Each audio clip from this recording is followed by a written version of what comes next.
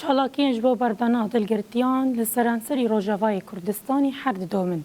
دوی چارچوبه ده ایرو مالباتین دلگرتیان ینج باجاری قامشلو چالاکی الدارخستن و داکتن قادان. لور مالباتان داخوازا سربست بردانا حمو دلگرتیان خواه کرن. در وها بانک لحکومت آدم کی کرن کولگوری پیاما بیستونه چلی تفکر.